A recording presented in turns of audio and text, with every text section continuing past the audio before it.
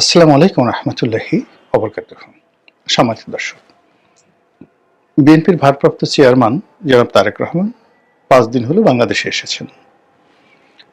বিএনপির নেতৃত্বের সর্বোচ্চ পর্যায়ে তিনি সকল আশা আকাঙ্ক্ষার একেবারে সর্বশেষ ভরসা স্থল। তাকে কেন্দ্র করে বিএনপির যারা নেতাকর্মী তাদের আশা আকাঙ্ক্ষা আকাশচুম্বী, এবং তার কাছে বিএনপির লোকজন ম্যাজিক্যাল জাদুকরী কিছু আশা করছে যে তিনি এলে দল সুসংগঠিত হবে, তিনি এলে দেশে শান্তি প্রতিষ্ঠিত হবে এবং তার কারণে বাংলাদেশের রাজনীতিতে একটি ভারসাম্য তৈরি হবে। এমনকি তার যারা বিরোধী পক্ষ আওয়ামী লীগ, তারাও মনে করছে যে তারেক রহমান সাহেব এলে আওয়ামী লীগের জন্য ভালো হবে। অন্যদিকে তার যারা প্রতিপক্ষ জামাত, তারা মনে করছে যে না, তারেক রহমান সাহেব এসছেন, তো সেক্ষেত্রে এখন সে আনে লড়াই হবে, এরকম একটি অবস্থা। দ্বিতীয়ত, আমাদের যে প্রশাসন যন্ত্র, রাষ্ট্রযন্ত্র, রাষ্ট্রের মেধাবী যারা লোকজন রয়েছেন, বুদ্ধিজীবী, সাহিত্যিক, সাংবাদিক, প্রায় সবাই চমকিত হয়েছেন তারেক রহমান সাহেবের বাংলাদেশে আসার একেবারে হঠাৎ সিদ্ধান্ত।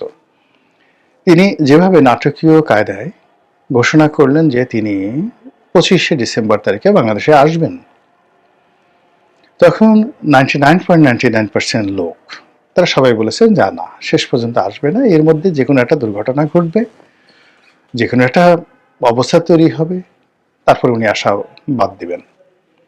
বিশেষ করে হাদির নির্মম হত্যাকাণ্ড যখন ঘটল এবং তারপরে যখন পরিবেশ পরিস্থিতি আরও উত্তাল হয়ে পড়ল, সবাই মনে করলো যে তিনি হয়তো আসবেন না। আবার তিনি যখন জিদ ধরলেন যে না, তিনি আসবেনই, তখন অনেকে আশঙ্কা করলো যে হাদির মতো আরেকটি দুর্ঘটনা ঘটতে পারে এবং লোকজন বলা শুরু করলো টার্গেট কে হতে পারে। একেবারে কয়েকজনের নামই বলে দেওয়া হলো যে এই লোক পরবর্তী টার্গেটে তাদেরকে আততায়ীরা হত্যা করবে, আর হত্যা করার পর সারা বাংলাদেশ উত্তাল হয়ে পড়বে, তারপর তারেক রহমান সাহেব আসবেন না। কিন্তু তিনি এলেন এবং বিরচিত নায়কোচিত কায়দায় এলেন। তার দলের যারা লোকজন আছে তারা তাকে বরণ করে নিল ঐতিহাসিক সংবর্ধনার মাধ্যমে। তিনি ফিরলেন কৃতজ্ঞ চিত্তে। 17 বছর পর দেশের মাটিতে পৌঁছে যতটুকু আবেগ দেখানো দরকার, যতটুকু ভদ্রতা দেখানো দরকার, কৃতজ্ঞতা দেখানো দরকার, বিনয় দেখানো দরকার, এখনো পর্যন্ত তার কোনো ঘাটতি আমরা দেখিনি। তার হাঁটা চলার মধ্যে বিনয়ী ভাব, চাহনিতে নম্রতা, ভদ্রতা এবং কৃতজ্ঞতা, এবং একই সঙ্গে তিনি কথা কম বলেন। এই সময়টাতে ভীষণ রকম কথা কম বলেন, সুন্দর করে হাসেন এবং দলীয় যারা নেতাকর্মী তাদের সঙ্গে সহজতে একটি সম্পর্ক স্থাপন করার চেষ্টা করেছেন। এর বাইরে যেটা হয়েছে সেটা হলো যে তিনি কারো সমালোচনা করেননি, নিজের যে রিগ্রেট, সেই রিগ্রেট তিনি প্রদর্শন করেননি, কারো বিরুদ্ধে বিষোদ্গার করেননি, কাউকে গালিগালাজ করেননি, প্রতিহিংসা তিনি চরিতার্থ করেননি। এটা ইতিবাচক দিক। সেও এই যে ইতিবাচক দিক, সেই ইতিবাচক দিক নিয়ে, ইতিবাচক বিষয়াদি নিয়ে, কর্মকাণ্ড নিয়ে গত 5 দিন ধরে তিনি কি করেছেন? ভোটার হয়েছেন, ভোটার তালিকায় নাম অন্তর্ভুক্ত করেছেন, নির্বাচনের যে মনোনয়ন 2টো আসনে দাখিল করেছেন, বিএনপির যে চেয়ারপারসনের কার্যালয় আছে সেই কার্যালয়ে তিনি অফিস করেছেন, বিএনপির পল্টনের যেটা অফিস, সেই অফিসে তিনি এসেছেন, জনগণের উদ্দেশ্যে বক্তব্য দিয়েছেন। তারপর ওসমান হাদির যে কবর হয়েছে সেটি জিয়ারত করেছেন, তার পিতার কবর জিয়ারত করেছেন, সাভারে গিয়েছেন, জাতীয় স্মৃতিসৌধে, তার শ্বশুর বাড়িতে গিয়েছেন। তো এই সকল কাজগুলো করেছেন। তারপর তার যে নির্বাচনী প্রচার প্রপাগান্ডা, সেগুলোর ব্যাপারে তিনি সিদ্ধান্ত নিয়েছেন এবং ইতিমধ্যে যে কাজটি করেছেন, তিনি লন্ডনে থাকা অবস্থাতেই তার দলের যে বাদবাকি নমিনেশন ছিল সেগুলো ঘোষণা করেছেন। দলের যে সকল লোকজন যাদের সঙ্গে তারা জোট করবেন, এই সিদ্ধান্ত তিনি দেশের মাটিতে পা রাখার আগেই দিয়ে দিয়েছেন। যেমন আন্দালিব রহমান পার্থ, নুরুল হক নুরু, জুনায়েদ সাকি, তারপর ববি হাজ্জাজ, এদেরকে অন্তর্ভুক্ত করা, এদের সঙ্গে ঐক্যজোট করা, রাশেদকে, নুরুল হক নুরুর যে সেক্রেটারি, তাকে দলে ঢুকানো, ইত্যাদি নানা রকম, রেদওয়ান আহমেদ এলডিপির সাধারণ সম্পাদক, তাকে বিএনপিতে যাকে বলা যোগদান কারণে এই কাজগুলো যেগুলো স্পর্শকাতর, বিতর্ক হতে পারে, তার বর্তমানে এই জিনিসগুলো হলে হয়তো অনেকে বিতর্ক করতো, কিন্তু এই কাজগুলো তিনি বাংলাদেশে পা রাখার আগেই এই কাজগুলো করে ফেলেছেন। তো কাজেই এখন পর্যন্ত আপনি যদি দেখেন যে তার প্রায় সব কর্মকাণ্ডই যুক্তিযুক্ত, সায়েন্টিফিক এবং যাকে বলা হয় নিয়মতান্ত্রিক, নিয়মের মধ্যে থেকে তিনি এই কাজগুলো করেছেন।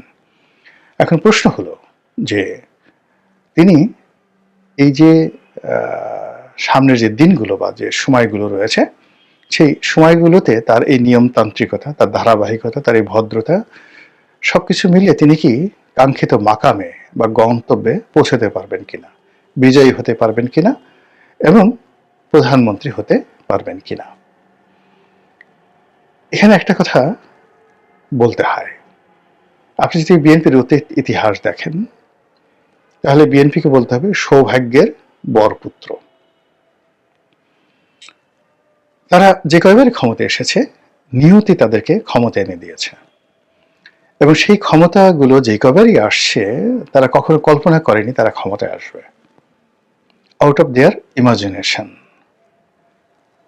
কিন্তু যে কয়বারই আবার তারা চিন্তা করেছে তাদের ক্ষমতা আসা উচিত, তারা ক্ষমতায় আসবে, বা তারা চেষ্টা করেছে, প্রায় সব ক্ষেত্রে তারা নিয়তির হাতে পরাজিত হয়েছে। যেমন ধরুন ৭৫-এর 15 আগস্টের পর যে ঘটনাপুঞ্জি, পুরো নভেম্বরের 7 তারিখ পর্যন্ত জিয়াউর রহমান সাহেব স্বপ্নেও কল্পনা করেননি he is going to be the president of the Bangladesh, people's republic of Bangladesh.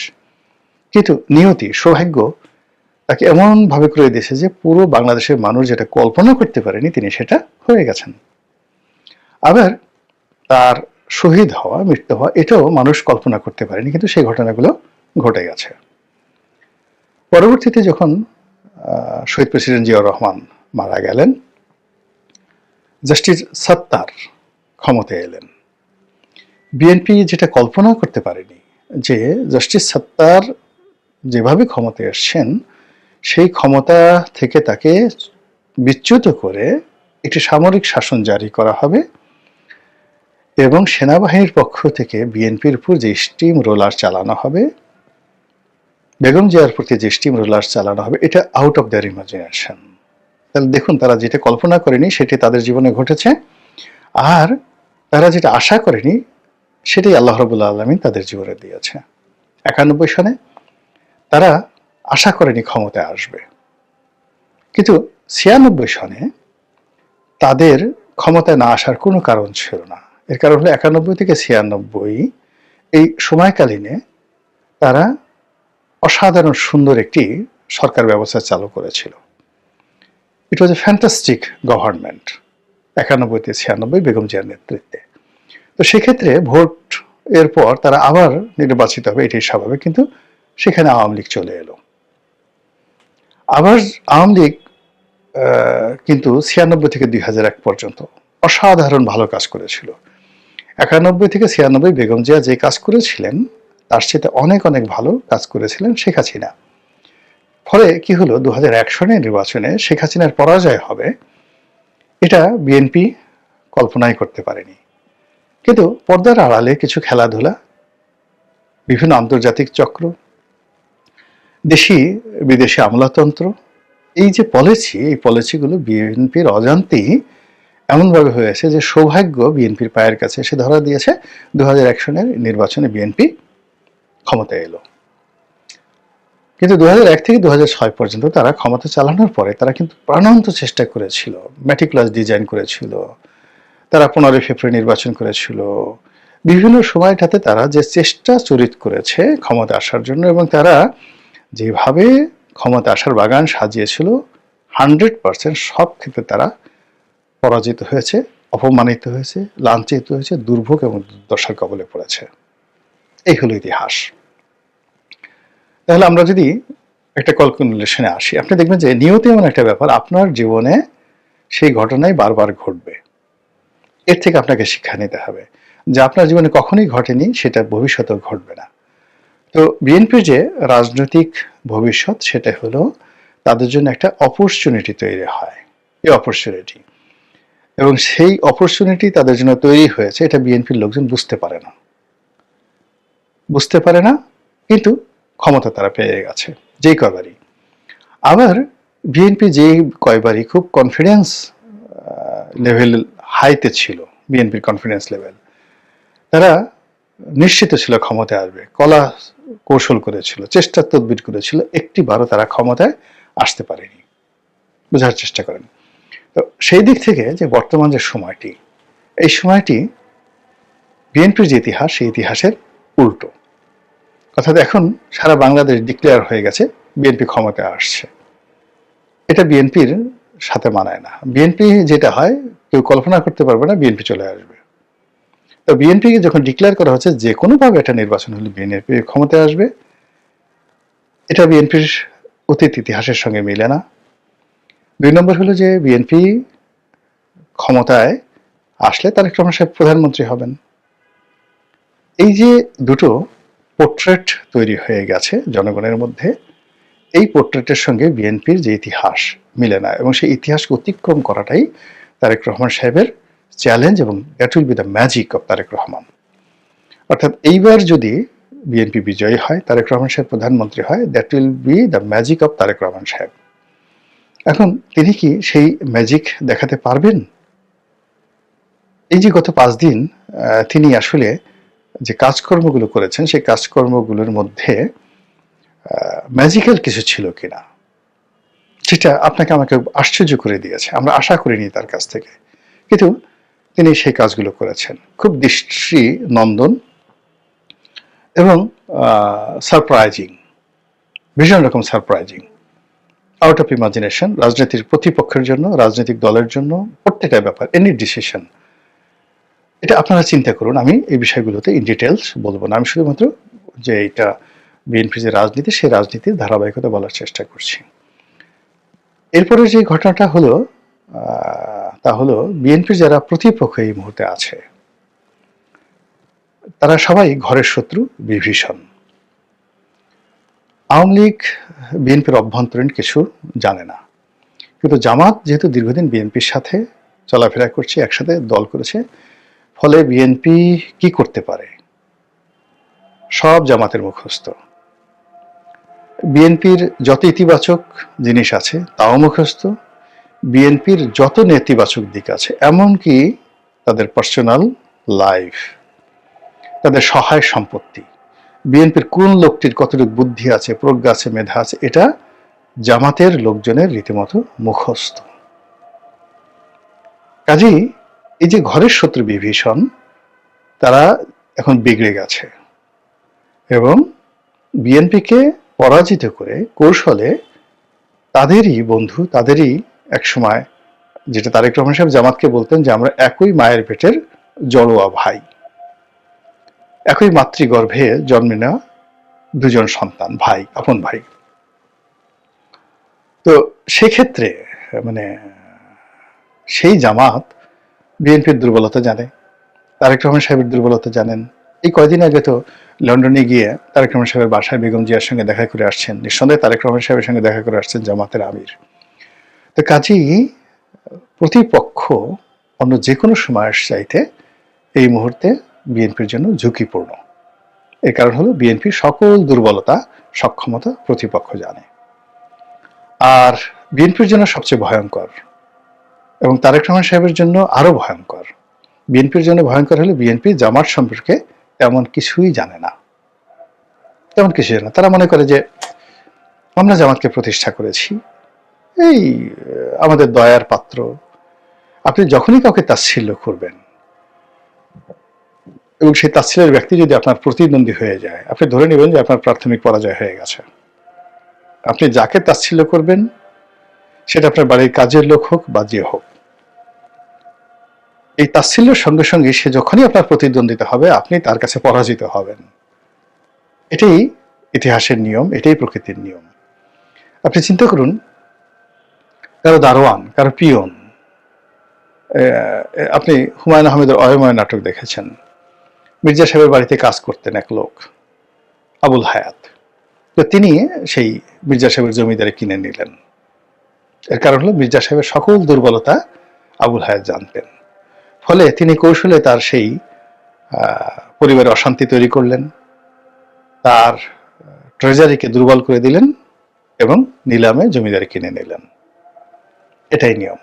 একেবারে সাম্প্রতিক, দূরে না গিয়ে, নাটকে না গিয়ে বাস্তবে বলি, আমাদের দক্ষিণবঙ্গের রাজনীতিতে জনাব আনোয়ার হোসেন মঞ্জু, ইত্তেফাকের মালিক, কিংবদন্তি, এত মেধাবী এবং এত অভিজাত, তার সমপর্যায়ের বাংলাদেশের দ্বিতীয় কোনো পরিবার নেই। তিনি কেবল ইত্তেফাকের তোফাজ্জল হোসেন মানিক মিয়ার ছেলে নন। 25 বছর বয়সে বাংলাদেশ নয়, এশিয়ার সবচেয়ে নামকরা পত্রিকা ইত্তেফাক 60-এর দশক থেকে 70-এর দশক, 80-এর দশক পর্যন্ত এশিয়ার মধ্যে সবচেয়ে নামকরা ওয়েল সার্কুলেটেড পত্রিকা ছিল। সম্মানিত, কমার্শিয়ালি ভায়াবল, প্রভাবশালী সেই পত্রিকার সম্পাদক ছিলেন 25 বছর বয়সে। এবং সেই 25 বছর বয়সে তিনি প্রেস ক্লাবের সভাপতি অথবা ফেডারেল সাংবাদিক ইউনিয়নের সভাপতি, কোনটার একটা যিনি তিনি ছিলেন। তিনি বঙ্গবন্ধুর খুব ঘনিষ্ঠ ছিলেন। এরশাদ সরকারের পুরো জমানাটাতে তিনি প্রভাবশালী মন্ত্রী ছিলেন। 7 থেকে 8 বার এমপি ছিলেন। রাজনীতিতে বন্ধু বৎসল থেকে শুরু করে তার সততা এবং এলাকাতে তার যে কন্ট্রিবিউশন, এটা আমরা যারা রাজনীতিতে এসছি আমাদের কাছে একটা স্বপ্নের বিষয়। তিনি তার নির্বাচনী এলাকায় একটা সময় শেষের দিকে পেরেছেন কিনা জানি না, সমস্ত হাট বাজার খেয়াঘাটের ট্যাক্স নিজের পকেট থেকে দিয়ে দিতেন।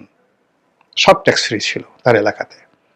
এই কাজগুলো আমি স্বপ্নে দেখতাম, কিন্তু এতগুলো হাট বাজার আমি যখন গেলাম নিজে দেখলাম, আমি দেখলাম যে ও মাই গড, আমার এলাকাতে গলাচিপা 10 মিনিটে এতগুলো হাট আছে। এক একটা হাট 30 লাখ, 40 লাখ, 50 লাখ টাকা ডাক হয়। এই হাটগুলোর টাকা আমি যদি নিজের পকেট থেকে দিলে একটা খেয়াঘাটের ডাক হয়ে যায় 20 লাখ, 25 লাখ টাকা, এ সম্ভব না। কিন্তু এই কাজগুলো তিনি করেছেন, সত্য মিথ্যা আমি জানি না, বাট আমরা শুনেছি। এমপি হওয়ার আগে শুনেছি, যেমন স্বপ্ন দেখতাম যে আমি যদি কখনো এমপি হই তাহলে আমি এই কাজগুলো করব। এইরকম একজন জনপ্রিয় মানুষ, যিনি নিজে এমপি হয়েছেন 7-8 বার, তার স্ত্রী এমপি হয়েছে, নির্বাচিত এমপি তাসমিমা বেগম, সেই মানুষের পরাজয় ঘটেছে। তার একজন পিএ ছিলেন, প্রাইভেট অ্যাসিস্ট্যান্ট, নাম যেন মহারাজা নাকি। এই যে সর্বশেষ নির্বাচন হলো, সেই নির্বাচনে আনোয়ার হোসেন মঞ্জুর সেই পিএস বা পিএ, এপিএ মহারাজা, সে এমপি হয়ে গেছে।